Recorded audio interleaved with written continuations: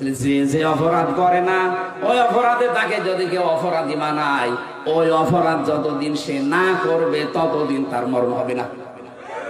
এই জন্য জঙ্গি নাটক যারা সাজিয়েছিলেন আজপিরান সবগুলো তারা এই জঙ্গি মামলারই আসামি। বিশেষ করে কাউন্টার টেরোরিজমের ওই সময় যিনি প্রধান ছিলেন, ওর নাম মনিরুল। এই জঙ্গি শব্দটাকে বুঝি করে দেশে বহু মানুষকে মাটির নিচে নিয়েছে, বহু মানুষকে জীবিত অবস্থায় জান কবজ করে ফেলেছে। এটা যারা সাজিয়েছিলেন আজ দেখেন তারা এই মামলার আসামি। কোরআনের কথা যে কত বাস্তব, যে অপরাধ যে করে নাই তার উপরে যদি বিনা কারণে ওই দোষ কেউ চাপিয়ে দেয়, ওই দোষে আল্লাহ তাকে আগে দোষী করায়। এগুলো যারা জড়িত তাদেরকে আল্লাহ এই অপরাধী এখন বানাচ্ছে। আপনারা শিক্ষা নেবেন, আন্দাজে বিনা কারণে নিরপরাধ মানুষকে যেন উল্টা পাল্টা দোষ দেবেন না। কথা বলেন না কেন? এরপরও যদি কারো শিক্ষা না হয়, আমার মনে হয় ওর কপালে হেদায়েত আর নেই। তুমি যেহেতু সাক্ষী জোগাড় করতে পারো নাই, তোমার শাস্তি এখন হবে কি? 2 নম্বরে সামানিনা জালদা, 80টা বেত মারা হবে। জাল্লাদকে নিয়ে আসো। 80টা বেত চলছে, 79টা হয়ে গেছে, হাত খোলে না। জাল্লাদ বলে, ইমাম কি করবো, আর একটা বাকি আছে। ইমাম সাহেব বললেন, দাঁড়ান, আমি কোরআনের আয়াতে 100% বিশ্বাস করি। আল্লাহ পাক কোরআনে কারিমে জানিয়েছে, ওয়া তাম্মাত কালিমাতু রাব্বিকা সিদকাও ওয়া আদলা লা মুবাদদিলা লিকালিমাতি। আমি আল্লাহ কোরআনে যত কথা দিয়েছি সব সত্য। সব কি? আরো জোরে বলেন। 2 নম্বরে ইনসাফপূর্ণ। 3 নম্বরে কোনদিন আমার কোরআনের কথা কিয়ামত পর্যন্ত কোনো পরিবর্তন হবে না, রদ বদল হবে না। 80টা তো দিয়েছি সামানিনা জালদা, জীবনও তো হবে না। 79টা হয়েছে, আর একটা বাকি আছে। ঠিক আছে, মারো। আর একটা যখন মারা হয়েছে সঙ্গে সঙ্গে হাত খুলে গেছে। আমি কি বোঝাতে চাইলাম বলেন তো? আন্দাজে একজনের উপরে বিনা কারণে দোষ চাপিয়ে দেবেন আর মনে করছেন আমার তো কিছুই হচ্ছে না। আপনি প্রকাশ্য পাপের বোঝা কিয়ামতে বহন করে নিয়ে বেড়াবেন। টের পাচ্ছেন কি বললাম? এরপরেও যদি আপনার বিবেকের এই দরজা না খোলে, কি দিয়ে আঘাত করলে খুলবে বলেন? আমরা সাবধান হব এখান থেকে। যেহেতু নসিহতমূলক কথা বলছি, এটা তো রাজনৈতিক মঞ্চ না। যারা ভুল করেছিলেন তাদের আমি পর বললাম যে এইভাবে তাওবা করে ফিরে আসেন। আল্লাহ এরপরও যদি কাউকে পথ না দেখায়, এ দোষ কার? আল্লাহর দোষ। বারানি কারীম জানিয়েছে, ইয়া আইয়ুহাল্লাযীনা আমানু ইজতানিবু কাসীরাম মিনাজ যন্নি ইন্না বা'দাজ যন্নি ইসমুন ওয়া লা তাজাসসু ওয়া লা ইয়াগতাব বা'দুকুম বা'দা আইয়ুহিব্বু আহাদুকুম আইয়াকুলা লাহমা আখিহি মাইতান ফাকারিহতুমু ইলা আখিরি আয়াত। হে পৃথিবীর মানুষেরা, যারা ঈমানের দাবি করো তাদেরকে বলছি, আন্দাজে ধারণা করা থেকে বিরত থাকবা। আর এইটা করে করে আমাদের জীবনটাই 15.5 বছরে বিষিয়ে তুলেছিল। আন্দাজে ধারণা করা, এ ধারণা করা যে গোনার কাজ। তোমরা একে অন্যের পেছনে লেগে থাকবা না, এর কথা ওর কাছে লাগাবা না। এই যে দোষ চর্চা করা, মানুষের পেছনে লেগে থাকা, ফেসবুকে দেখতে পাচ্ছি এটা নিয়ে যুদ্ধ চলছে। এটা বন্ধ হওয়া দরকার। আপনি এমন এমন মানুষের পেছনে আন্দাজে দোষ চর্চা করেন, লেগে থাকেন, জানেন ওই লোকটার ভেতরের অবস্থা জানেন। আন্দাজে একটা মিথ্যা যে ছড়িয়ে দিলেন, আপনার কারণে ওর সম্মান নষ্ট হয়। কথা বলেন না কেন? এটা ফেসবুকে আজ দেখতে পাওয়া যাচ্ছে না? আন্দাজে একজন মানুষের পেছনে এমন লাগা লাগে মনে হয় ও সব জানে, অথচ পেটে বোম মারবে ও কিছু বলতে পারবে না। আশা করছে এই গোনা থেকে আপনি মুক্ত হবেন এক্ষুনি। সঠিক না জেনে আন্দাজে কোনো কথা বলবেন না। আমি এর আগে কিছু বলে ফেলেছিলাম, আমি তওবা করে নিয়েছি। না, আমি মিথ্যা বলিনি, আমি ভুল তথ্য মিস্টেক হওয়ার কারণে বলে ফেলেছিলাম। তাও আমার নিজের কথা না, আমাকে বলা হয়েছিল, আমি যাচাই না করে বলেছিলাম। এই জন্য যাচাই না করে বললে যে ক্ষতি হয়ে যায়, এটা আমি টের পেয়েছি।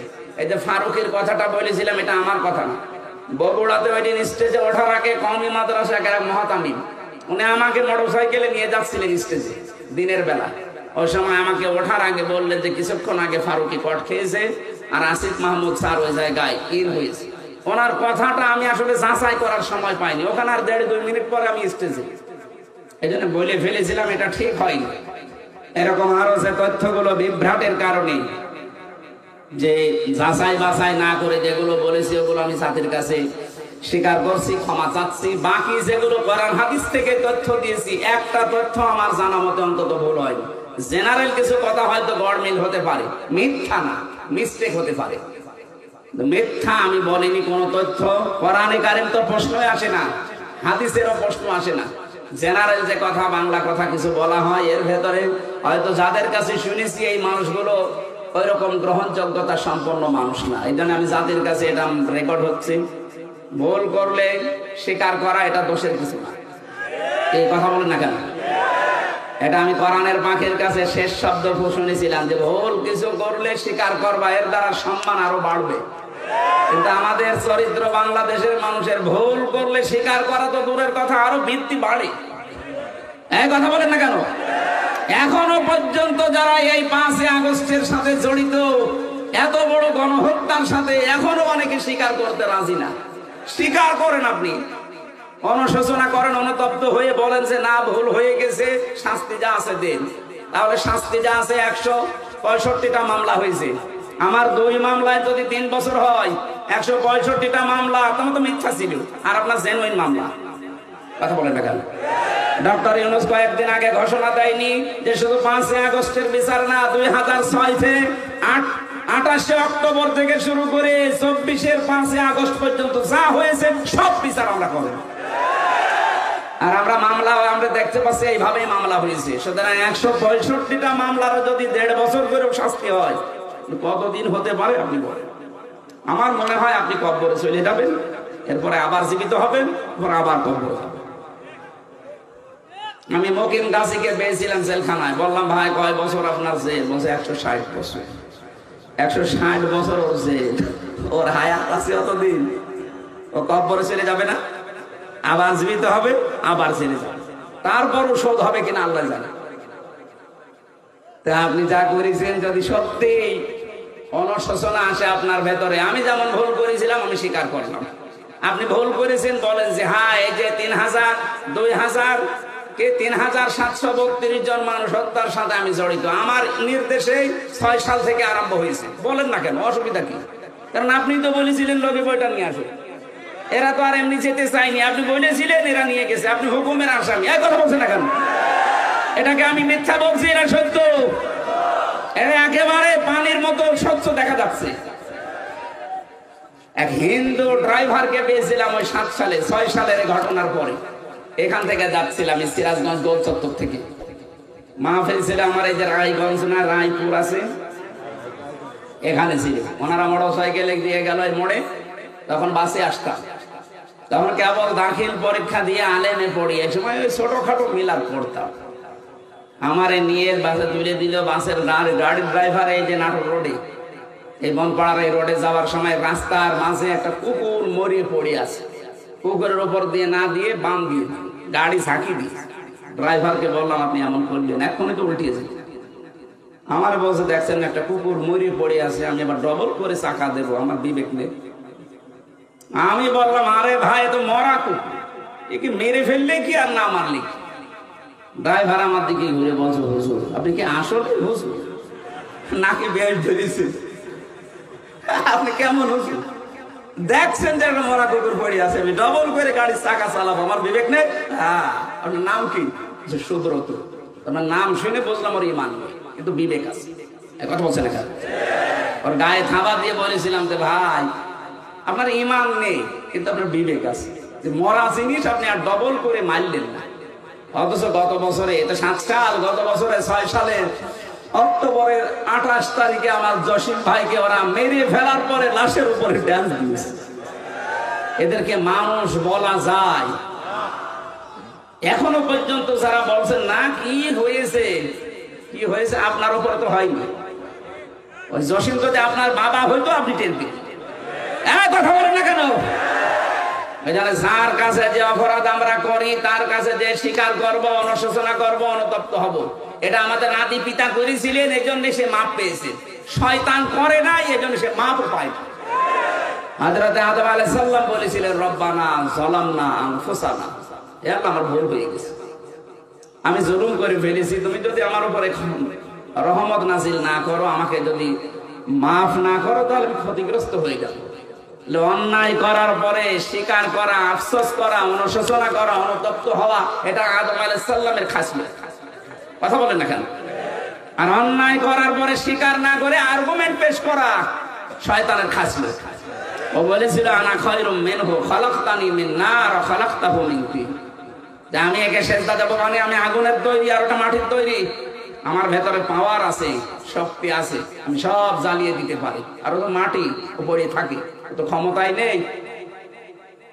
শয়তান অহংকার করেছিল ক্ষমতার পাওয়ারে, কিসে বলেন বলেন? শয়তান যদি ক্ষমতার অহংকার করার কারণে আল্লাহর কাছে দুইটা জিনিস থেকে চির বঞ্চিত হয়েছে। এক নম্বরে শয়তান কোনোদিন ক্ষমা পাবে না, দুই নম্বরে শয়তান কোনোদিন জান্নাত পাবে না। এই 15.5 বছরে যারা ক্ষমতার দম্ভ দেখিয়েছেন, যারা ক্ষমতার দম্ভ দেখিয়েছিলেন, বলেন তো এই শয়তানের সাথে মিলে যাচ্ছে কিনা? আমি কোরআনে কারিমে একটা আয়াত পেয়েছি, আল্লাহ পাক বলেন, ফাতিলকা বুয়ুতুহুম খাওয়ায়াতাম বিমা যালামু, আল্লাহ যেন হাত দিয়ে দেখাচ্ছে, হে নবী ওই যে ওই ঘরের দিকে তাকান, ফাতিলকা বুয়ুতুহুম খাওয়ায়াতাম বিমা যালামু ইন্না ফি যালিকা লাআয়াতাল লিকাওমি ইয়ালামুন।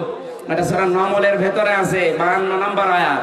আপনি একটু তাকান না কেন? আমি হাত দিয়ে দেখাচ্ছি, ওই যে ওই ঘর, যে ঘরে বসে জালেমরা দুর্বিসন্ধি করত। আজ সারা বাংলাদেশের 64 জেলার অবস্থা এক, যেখানে যেখানে জালেমরা দুর্বিসন্ধি করেছে ইসলামপন্থী মানুষদের বিরুদ্ধে, এ ঘরগুলো আজ আল্লাহ উজাড় গৃহ বানিয়ে দিয়েছে। আমার কুষ্টিয়ার খবর বলছি, সারা দেশের অবস্থায় কিন্তু একই। আপনি তাকান, এই ঘরগুলো আজ আল্লাহ মনে হচ্ছে হাত দিয়ে দেখাচ্ছে, ওই দেখ হানিফের ঘরের দিকে তাকা, টয়লেট বানিয়ে দিয়েছে, জাতীয় টয়লেট। আবু জাহেলের বাড়ি বানিয়েছিল আন্তর্জাতিক টয়লেট, এখানে তার আন্তর্জাতিক মানুষ আসে না, এই জন্য এটা বানিয়েছে জাতীয় টয়লেট। ইনোর বাড়ি বানিয়ে দিয়েছে জাতীয় টয়লেট। শুধু ওর বাড়ি না, ওর চেহারা পর্যন্ত মানুষ এখন পচা ডিম মারছে। এই কথা বলেন না কেন? এর চাইতে আল্লাহ কি দেখাবে আর বলেন তো? এটা তো কুষ্টিয়ার খবর বললাম, বাকি জেলাতে এর চাইতেও খারাপ অবস্থা, বিশেষ করে ঢাকা। এত জাঁকজমকপূর্ণ ছিল, কালকে দেখলাম পেপারে, এত জাঁকজমকপূর্ণ ছিল যে জায়গাটা শুধু যেতে পারলে অনেকে চুমা খেত, সেই জায়গাটা এখন উজাড় গৃহ হয়ে গেছে। এই 3 মাসের ভেতরে সেই জায়গা মনে হচ্ছে শয়তান বাস করে। আপনি যেতে দেন এভাবে, আর কিছুদিন ওই জায়গাটাও আমার মনে হয় আবু জাহেলের বাড়ির মতো আন্তর্জাতিক টয়লেট হয়ে যেতে পারে। কাবা শরীফ যখন তাওয়াফ করছিলাম 16 সালে, হঠাৎ আমি উপরে আসলাম, দেখে আমার পেটে ব্যথা করছে। এক পুলিশকে ডাক দিয়ে বললাম, ভাই আমি তো এতক্ষণ ভালো ছিলাম, আমার নিজের ভাষা না ওর ভাষা দিয়ে, এখন আমার পেটে ব্যথা করছে, কারণ কি? পুলিশ আমারে বলছে, ইয়া হাজি হজ্জা তাই না বিলাদুকা। ও হাজি, দেশ কোথায়? যেহেতু মেন বাংলাদেশ, বাংলাদেশ থেকে এসেছি। আমার বলছে, আপনি জানেন না এটা কোন জায়গা? না তো। আবু জাহেলের বাড়ি, আপনি এখনো পায়খানা না করে দাঁড়িয়ে আছেন, তাড়াতাড়ি করে। আল্লাহ সত্যি ওর কথা বলতেছে, কাজ করে দেখে আমার পেটের ব্যথা ভালো। আমার তো মনে হচ্ছে এরকমই কিছু সামনে হতে যাচ্ছে, নাই তো আল্লাহ ফা তিলকা দিত না। তিলকার আগে ফা আছে, যারা আরবি গ্রামার বোঝে ওদের জিজ্ঞাসা করেন। বালাগাত মান থেকে ফা শব্দটা 13টা অর্থে ব্যবহার হয়। সত্যি যে সমস্ত ঘরে বসে দুর্বিসন্ধি হয়েছে জুলুম করার জন্য, ওই ঘরগুলো আল্লাহ বাস্তবে এভাবে দেখিয়েছে। ফা তিলকা বুয়ুতুহুম, বাইতুনের বহুবচন বুয়ুত, তার মানে এদেশে বহু ঘরে এরকম জুলুমের কথাবার্তা বলা হয়েছে, দুর্বিসন্ধি করা হয়েছে। এই আয়াতগুলো আমার মনে হয় সামনে আমাদেরকে আল্লাহ একেবারে খাপের খাপ, মমতাজের বাপ দেখাবে। এক কথা বলছে না, আমাকে রাগ হয়ে গেল। এই জন্য ধারণা থেকে বেঁচে থাকবেন, উল্টাপাল্টা ধারণা করবেন না কারো উপরে। যাদের উপরে আন্দাজ এরকম তহমত দিচ্ছেন যে আকীদা খারাপ, আকীদা খারাপ, ওদের আকীদা পবিত্র কত আপনি টের পাচ্ছেন। আমি নিজে কাছে থেকে দেখেছি, এই মানুষের আকীদা, বিশ্বাস, এদের যে আল্লাহর উপরে তাওয়াক্কুল, এই মানুষগুলোর যে ইখলাস, কাছে না থাকলে দূর থেকে খালি ফতোয়া দিয়ে যাবেন। 5 দিন থাকেন তার কাছে, তার ইবাদতের মাত্রা কি আপনি এখনো টের পাননি। আন্দাজে সারা পৃথিবীর মানুষের মহব্বত আল্লাহ তার অন্তরের ভেতরে, তার মহব্বত সারা পৃথিবীর সৃষ্টি জগতের ভেতরে এমনি ঢুকিয়ে দেয়, কাজ করা লাগে। এক কথা বলছে না কেন? তার মতো চেহারার মানুষ নেই দেশে, তো তাদের উপরে তো মানুষের ভালোবাসা মহব্বত তৈরি হয় না। তৈরি হয় কেন? ইন্নাল্লাযীনা আমানু ওয়া আমিলুস সালিহাতি সায়াজআল, যারা ঈমান আনে, ঈমানের দামি অনুযায়ী যারা ভালো ভালো কাজের আঞ্জাম দেয়। এখানে সালেহ শব্দটা আছে। সালেহ মানে কি বলেন তো? আমরা অনেকেই মনে করি সালেহ মানে নেককার, ভালো না। শুধু এতটুকু না, আধুনিক ব্যাখ্যা হচ্ছে সালেহ মানে যোগ্য। সালেহ মানে কি?